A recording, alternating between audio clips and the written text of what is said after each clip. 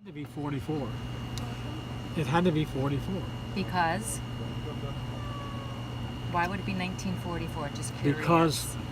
Because following that summer, I worked for Morey's. You know, Morey's, where the Whiff and Poof Yes, thing. from Yale. Morey's Cafe.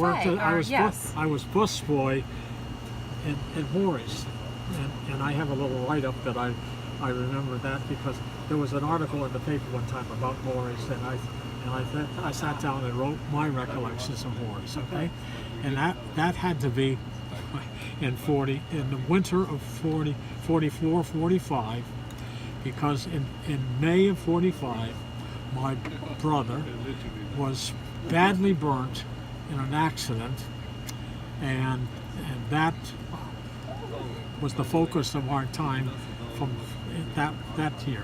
Okay. And when did you go to World War II? Well, I went in after the war was over. I went in June of 46. Oh, okay. All right. June of 46. So what were you doing with the oysters here in 44?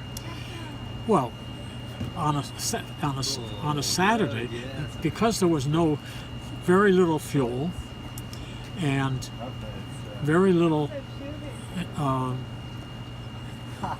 employment and people to work, the oyster business was practically shut down.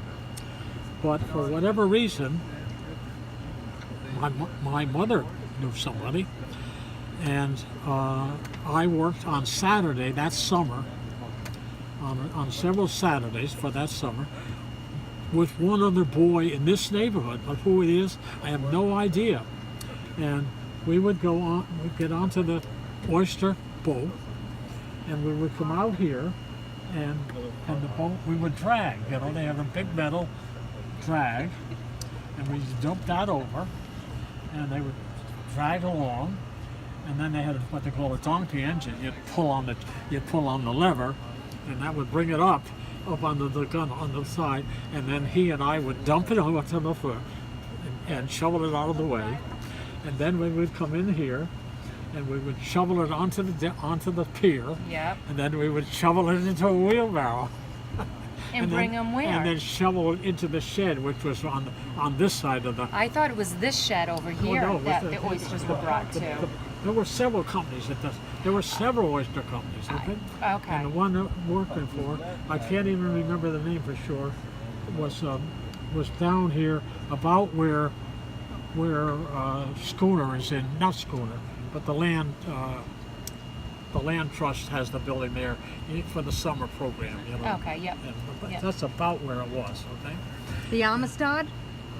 No, before that. Yeah. Before the Amistad? Well, that's a location about this, but it see. wasn't. At that point, the only thing I really remember is that it was like a a big storm white is fence, a brewing. white building, Right? and It's so exciting. and the pier went out, and the common oyster type of boat was. You know, I would come down. I would come from Morris Cove, and I'd be down here, I guess, at 7 or 8 o'clock in the morning. I'd have to take the trolley from Morris Cove to downtown, and then take the trolley from downtown right to the end of Howard Avenue here. So that trolley ended up on Broadway, right? Where we were the other day? You said the trolley went from Broadway in New Haven. Well, trolleys went from Broadway.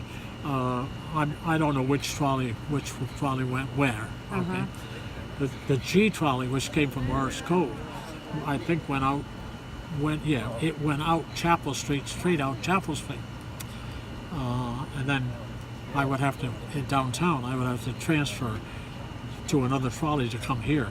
That's fascinating, Tom. You have quite a history here, and you were telling me before that you found some records of your grandfather or great-grandfather. Tell me a little bit more about that.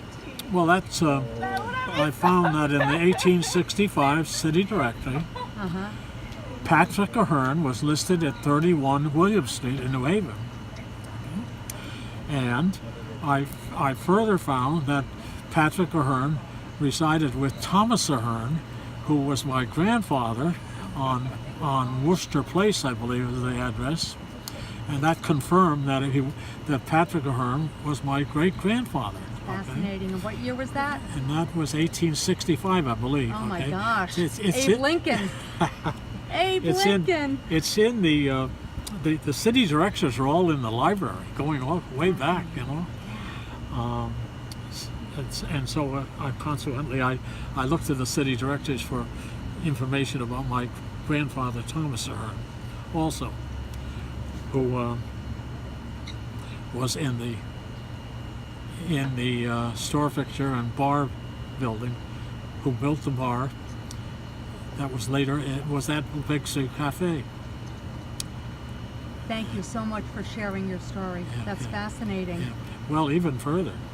What's that? Oh, Further? It goes deeper than 1865? No, but I mentioned that my father, who I believe was born in 1997, Who was born in 1997? my father, 1897. 1897, Yeah. lost his left arm at the elbow as a young boy, probably less than 7 or 8, in his father's business shop. And maybe that's the reason he never spoke about it. His father, he never spoke about that. Okay, but it hindered him very little. He was very active man, Good for him. without a left arm. Good for him. So okay. Well, thank you for sharing your story. Okay, thank It's a pleasure knowing you, and how serendipitous it was that I delivered a package to you. Yes, and yes. I ended up knowing you from City Point Kitchen, and I had no idea. And yesterday was your 90th birthday, and I left a package at your door, and I'm so glad that you received it. To be continued with this fascinating gentleman, Oh, yes. Tom. Oh, yeah. Right.